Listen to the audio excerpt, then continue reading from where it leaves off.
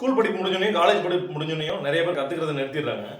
ஆனால் படிப்புங்கிறது அதோட முடியறதில்ல. அதோட முடிஞ்சிருதுன்னு நினைக்கிறது ஒரு பெரிய மெத். கண்டினியூஸ் லேர்னிங்கிறது லைஃப் லாங்காக நமக்கு இருக்கணும். பெரிய பெரிய இன்டர்நேஷ்னல் பிஸ்னஸ் லீடர்ஸ்லேருந்து நம்ம கூடயே நம்ம இண்டஸ்ட்ரியில் சக்ஸஸ்ஃபுல்லாக பிஸ்னஸில் வளர்ந்துட்டு இருக்கிறவங்க வரைக்கும் இனிஷியலாக ஸ்ட்ரகிள் பண்ணியிருக்கிறாங்க. ஆனால் அதுக்கப்புறம் அவங்க கண்டினியூஸ் லேர்னிங் மூலமாக தான் கற்றுக்கிட்டு தொடர்ந்து முன்னேறிட்டே இருக்கிறாங்க பிஸ்னஸில். நானும் இதே மாதிரி தான் ஒரு 12 பிஸ்னஸ் பண்ணியிருக்கிறேங்க. ஆனால் 9 பிஸ்னஸ் க்ளோஸ் பண்ணிட்டேன். 2020 தான் நான் யோசிக்க ஆரம்பித்தேன், நம்ம ஏன் சக்ஸஸ்ஃபுல்லாக பிஸ்னஸ் பண்ண முடியல, தொடர்ந்து அந்த பிஸ்னஸ்லாம் நம்மளால் நடத்த முடியல அப்படின்னு.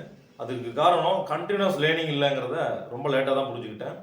2020 தொடர்ந்து தேடி தேடி கற்றுக்க ஆரம்பித்தேன். நம்ம உள்ளூரில் பிஸ்னஸ் பண்ணுறவங்கலேருந்து இன்டர்நேஷ்னல் பிஸ்னஸ் லீடர்ஸ் வரைக்கும் கற்றுக்கிட்டேன். அவங்க எப்படி ஸ்ட்ரகிள் ஆனாங்க, அவங்க பிஸ்னஸ் எப்படி சக்ஸஸ்ஃபுல்லாக கொண்டு வந்தாங்க, அவங்க என்ன டூல்ஸ் என்ன டெக்னிக்ஸ் யூஸ் பண்ணுறாங்க, என்ன மெத்தட்ஸில் அவங்க பிஸ்னஸ் பண்ணுறாங்க அப்படிங்கிறத தொடர்ந்து கற்றுக்கிட்டே இருந்தேன். இன்னமும் கற்றுக்கிட்டு இருக்கிறேன். அதனால் கண்டினியூஸாக பிஸ்னஸில் லேர்ன் பண்ணிக்கிட்டே இருங்க.